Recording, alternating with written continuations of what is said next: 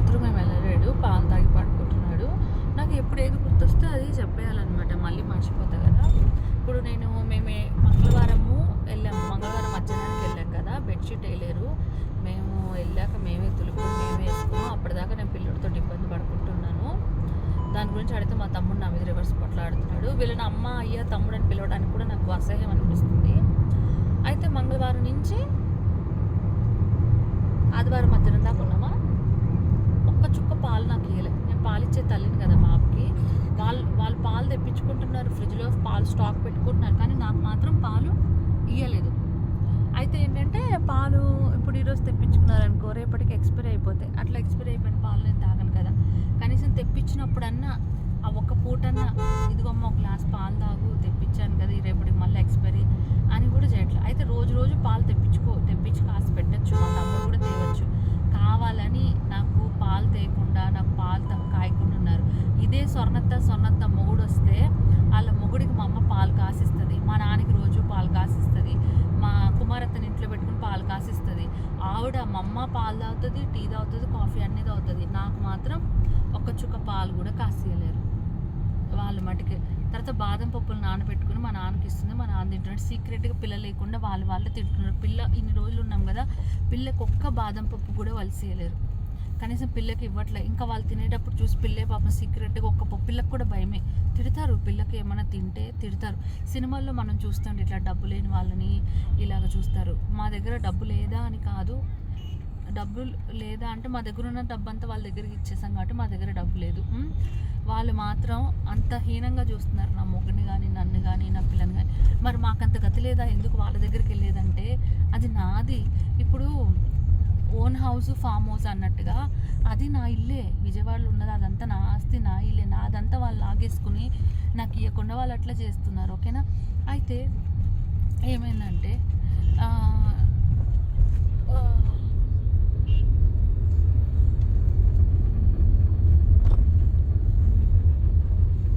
ఇంకా అంటుంది మా అమ్మ, మాటలే కదా, నాలిక ఎట్టంటే అటు తిరుగుతుంది, మాటలే కదా. పిల్లోడికి ఉగ్గులో బాదం పప్పులు, జీడిపప్పులు అన్నీ వేసేసేయాలి. నేను అన్నీ చేసేసి పెట్టేసి పొడి చేసేసి ఇద్దామనుకున్నా అంటుంది. మా అమ్మ అంట జీడిపప్పులు బాదం పప్పులు వేసేసంట పిల్లోడికి పొడి చేసి ఇచ్చిందట. అన్నీ మాటలే. ఇప్పుడు తినగలిగే పిల్లకి మీరు బాదం పప్పులు నానబెట్టి పిల్లకి ఒక పప్పు ఇవ్వకుండా మీరే తింటున్నారు. ఇక మీరు ఏం చేస్తారు? టెడ్డీ టైంలో అంట ఉగ్గు మొత్తం మా అమ్మే పొడి చేసి పంపించిందంట. మా అమ్మ ఎదుటోడు ఎరుపుకైతే ఎన్ని మాట్లాడద్దు. మా ఆయన నేను ఆమెకు అలాగ అనిపిస్తున్నాం. టెడ్డీకి ఉగ్గు మా ఇంట్లో మేము చేసుకుంటుండే, అవి మనమే చేసుకుంటుండే. అందుకే నాకు టెడ్డీకి నేను ఉగ్గు చేసా కాబట్టి నాకు గుర్తుంది. మా పాపకి మేము అందుకే నేను డాక్టర్తో అంత గట్టిగా కూడా మాట్లాడాను. టెడ్డీ టైంలో బెల్లం ఏమని చెప్పలేరండి, ఈ పాపకి బెల్లం ఎందుకు ఏమన్నారని. అయితే ఉప్పు వేయట్లేదు కాబట్టి ఒకవేళ తీయకుంటే తింటాడని బెల్లం అని మేమే డాక్టర్లు ఎవ్వరు ఏది చెప్పరు. అంతే, మనమే మనకి మంచికి ఏది చెడు ఏది మనమే డెసిషన్ తీసుకోవాలి. కొద్దిగా బెల్లం వేసి పెడుతున్నా పిల్లోడికి. టెడ్డీకి ఉగ్గు మేమే ప్రిపేర్ చేస్తుండే, మేమే పెడుతుండే. ఆవిడ ఇప్పుడు వచ్చేసి అన్ని సొల్లు కబుర్లు చెప్తుంది. అది మ్యాటరు. 20,000 అంటే పిల్ల చెవులికి ఇచ్చేస్తుందంటే వాళ్ళు అప్పుల పాలు అయిపోయారంట. మా పిల్లకి చెవులి డైమండ్స్ మేము కొని, మా కష్టార్జితం మేము తినక మేము కొనుక్కొని మేము పెట్టుకున్నాం. పాప చిన్నప్పుడు ఇప్పటిదాకా మార్చలేదు అవి. మా పిల్లకి A to Z అన్నీ మేమే కొనుక్కున్నాం.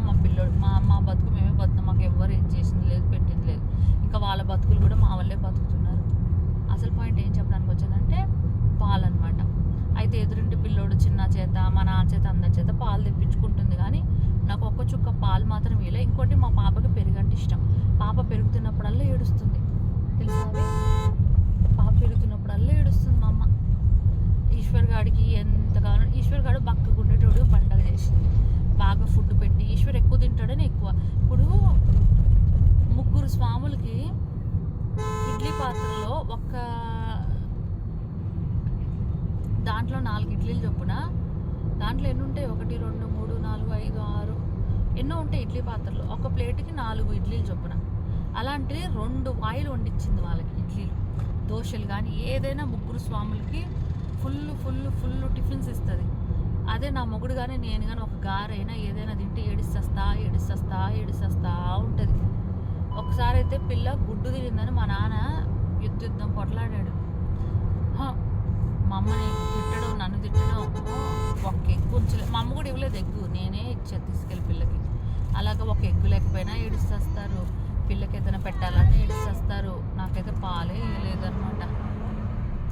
అలాగా నాకు ఇచ్చే ఒక పాల ప్యాకెట్తోనే వాళ్ళు బతుకైపోతారు, వాళ్ళు సచ్చైపోతారనమాట. సరే, ఇప్పుడు ఇలా చేశారు కదా మేము వస్తే, అదే వాళ్ళు మా ఇంటికి వస్తే అసలు రాదు మా అమ్మ మా ఇంటికి.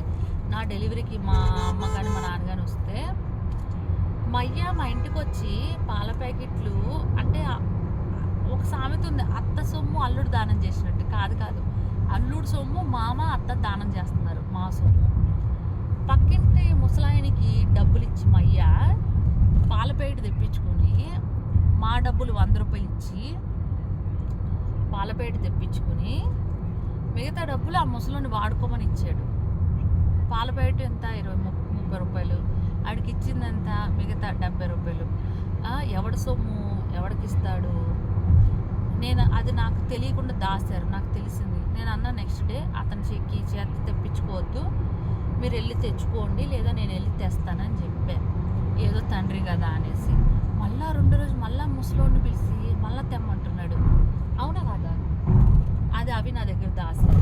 తర్వాత నేను ఎందుకు ఇస్తున్నారు అట్లా అనేసి మా అయ్య అట్లాంటి పనులు చేస్తాడనమాట. కథలు అబ్బాబ్బాబ్బా ఏముంది, వాటి అటు చూడు, గోవాలో ఉంటుంది ఇట్లా కదా ఒక దగ్గర వాటర్ చెట్లు. ఇక్కడే వాటర్ ఫాల్స్ అట్లా ఉంటాయో మనకు తెలియదు.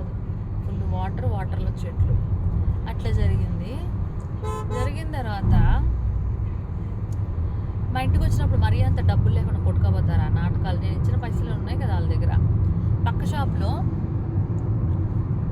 ఉప్మాకి ఏమేమో సరుకులు అన్నీ తీసుకుంటారు కదా, ఉప్మా ఏవేవో 10 రూపాయలు 20 రూపాయలు 30 రూపాయలు ఇవ్వచ్చు, ఎవరు అది అలాగే పెడతారు. మళ్ళీ మా ఆయన మేము ఇచ్చుకోవాలి 1000 రూపాయలు అయిన బిల్లు.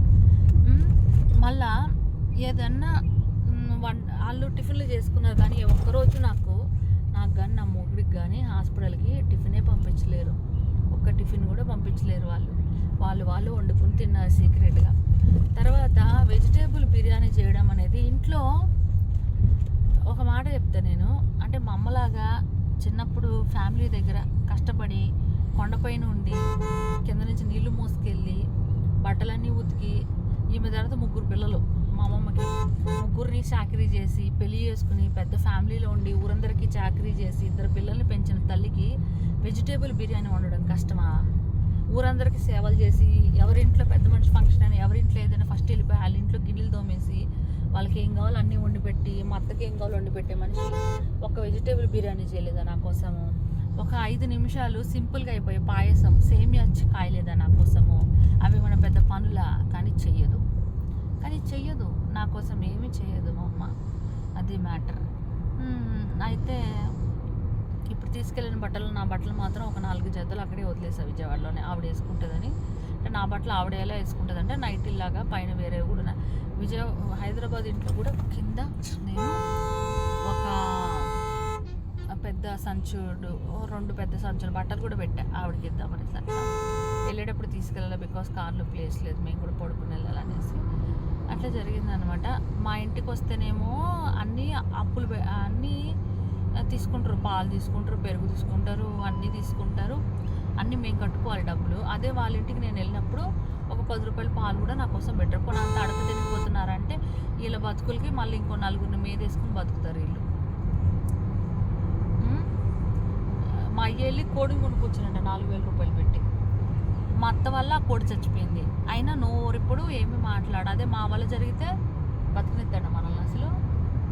అది మా అత్త వేరే బాత్రూమ్కి వెళ్తుందని కోడిని సందువైపు కప్పెట్టారు, కుక్క తినేసింది. మంచి పుంజు అంటది, మూసుకుని కూర్చున్నాడు. అదే మా వల్ల ఏదైనా అయితే ఇదే. మా అమ్మ ఏమంటుందో తెలుసా? అవి నిన్న వచ్చి నా గుద్దులో కాలింది. మా నాన్న బయటికి వెళ్తున్నాడు, నేను ఆదివారం పొద్దున కోడులు తేవడానికి వెళ్తున్నా అంటే, తాత నాకు కోడి పిల్ల తేవా పర్పుల్ కలర్ అని చెప్పింది పిల్ల. అంటే సరే తెస్తా అంటే మా అమ్మ ఏ సౌజ్ వస్తుంది, అవి కుక్క సౌజ్ వస్తుంది. మా అమ్మ పురుగులు పడిపోతుంది చెప్తున్నా నేను. ఏమంటుందో తెలుసా? మీ తాత తెస్తాడు కోడిపిల్లలు, తర్వాత మేము హైదరాబాద్ వెళ్ళిపోతాం కదా, ఆ కోడిపిల్లలు ఏం చేసుకోవాలి మేము? ఆ కోడిపిల్లలు ఎదురింటి వాళ్ళకి ఇస్తేనంట, ఎదురింటి అక్కంట పిచ్చి బూతులు తిట్టిందంట. మీరు ఇస్తే ఎలా తీసేసుకున్నారు అని తిట్టిందంట. విన్నావా నువ్వు? అనలేదా? తిట్టిందట. నేను అన్నాను పిల్లతోటి, టెడ్డీ వదిలేయమ్మా, వెళ్ళక కొనిస్తాలే అన్న. పర్లేదులే మేమే పెంచుకున్నాడ. మా అయ్య అన్ని కోళ్ళు పెంచుతున్నాడు, వందల కోళ్ళు పెంచారు. నేనే ఇచ్చే డబ్బులు, నా దగ్గర డబ్బులతో వందల కోళ్ళు పెంచారు. మా తమ్ముడు ఇప్పుడు ఉంటున్నా గది మొత్తం కోళ్ళే ఉండేవి. ప్రతిదీ గుడ్లు పెట్టిస్తాడు, కోడులు పిల్లలు చేస్తాయి. ఇప్పుడు కూడా గుడ్లు పెట్టాడు, పిల్లలు చేస్తుంది. ఇన్నుండగా ప్రాబ్లం లేదంట. ఏదో పిల్ల ముద్దుగా ₹1 కోడి పిల్లలు మా నాన్న చేతి తెస్తే పిల్ల ఆడుకుంటే అది మా అమ్మకి ఇబ్బంది అయిపోయిందంట. ఇప్పుడు చెప్పండి మా అమ్మ ఎలాంటి సాగు సావాలి? అంత పెంట మొండైపోయింది మా అమ్మ. నిన్న ఫోన్ మాట్లాడితే నన్ను బూతులు తిడుతుంది, నువ్వు విన్నావో లేదో. శివకుమారితో ఫోటో దిగి నీ ఫోన్లో ఉంది కదా అని అంటే పిచ్చ బూతులు తిడుతుంది నన్ను. నాతో నేను పక్క జరిగితే పిల్లోడిని ఒక్కనే చూసుకుంటుందట, ఫోటో కానీ వీడియో కానీ. చూసుకోవడానికి కాదు, ఊరోళ్ళకి బిల్డప్ చూపించుకోవడానికి. అంటే మేము ప్రేమించేస్తాము మా మనవడిని మనవరాలని ఊరోళ్ళకి చెప్పుకోవడం కోసం. ఇప్పుడు నేను అవినాష్ వాళ్ళ అమ్మని అంటున్నా ఫోటో పెట్టలేదని. మా అమ్మ కూడా మా ఇంట్లో ఫ్రిడ్జ్ మీద ఉన్న ఫోటోని వాట్సాప్ ఫోటో పెట్టుకుంది. మనవడు పుట్టాడు, మనవరాలు పుట్టింది, పెట్టుకోవచ్చుగా. ఫోన్లో కూడా వాళ్ళే పెట్టుకుంటారు. ఇంట్లో కూడా ఏసీ వైర్ దగ్గర మా అమ్మ అయ్య ఉన్న ఫోటో పెట్టుకుంది. మా ఫోటో పక్కన పడేసింది. ఆ ఫోటో కూడా మేము దీపిచ్చిచ్చింది. అలాగా నాకు తిండి కూడా పెట్టరమ్మా, నాకు కడుపు కాలుస్తారు. అట్లనే ఒక పాలు కూడా ఇయ్యారమ్మా. ఇక మా ఆయన అంటున్నాడు ఈ మంద దగ్గర అంట నన్ను వదిలేసి హైదరాబాద్ వెళ్తాడంట. కారు అక్కడ పెట్టేస్తాను, పిల్లని తీసుకుని వెళ్తాను. మళ్ళీ 9వ తారీఖు ఇరుముడు ఉంది కదా, తర్వాత పండగ సంక్రాంతి ఉంది కదా, అందుకని పిల్లోడిని నన్ను ఇక్కడ ఉండమన్నాడు. ఆయన అంట వెళ్ళి పిల్లని స్కూల్కి పంపించి 10 days తర్వాత వస్తారట. నేను ఒకటే అన్నా, నువ్వు వచ్చేసరికి పిల్లోడు నేను ఏమైపోతామో తెలీదు అనేసి అన్న. ఇలాంటి ఒక పూట ఒక పాలు కూడా ఇవ్వలేదు, వాళ్ళ దగ్గర నువ్వు నన్ను వదులుతావా అవి? అయితే అత్త మామ కాదు కదా, నా సొంత తల్లిదండ్రి కదా. అంటే అది చెప్తున్నా నేను. అత్తన్న ఏమైనా పెడుతుందో లేదో తెలియదు కదా, మా అమ్మ అయ్యే మాత్రం మా తమ్ముడు మాత్రం నాకేం పెట్టరు. అది వాళ్ళ కళ్ళ ముందు నేను సాగు బతుకుల్లో ఉన్నా వాళ్ళు మాకు సంబంధం లేదంటారు. కనీసం నేను ఈశ్వరగాడు నేనే పిలిచాను, టెడ్డీకి చెప్పా పిలువు అంటే పిలిచి కవర్లు కార్లో పెట్టమంటే ఎందుకు వెళ్ళిపోతున్నారు ఏంటి అని ఒక మాట అడగలేడాడు. మేము వెళ్ళిపోతుండే కూడా సరే వెళ్ళిపోండి అనేసి అన్నాడు. మళ్ళీ నేను మా అమ్మతో మాట్లాడితే ఆడ మధ్యలో దూరిపోయి మాట్లాడేస్తున్నాడు. అట్లుంది పరిస్థితి. ప్రతి ఒక్కడు మాట్లాడేటోడే. నన్ను తిడుతుంటే మా అమ్మ ఆపింది గొడవ అవుతుందని. మళ్ళీ పిల్లోని బూతులు తిడుతున్నాడు ఈశ్వర్గాడు. మళ్ళీ పిల్లోని మూతి మీద కొడుతున్నాడు. పిల్లోడు ముక్కులో మూతులు ఏళ్ళు పెడుతున్నాడు.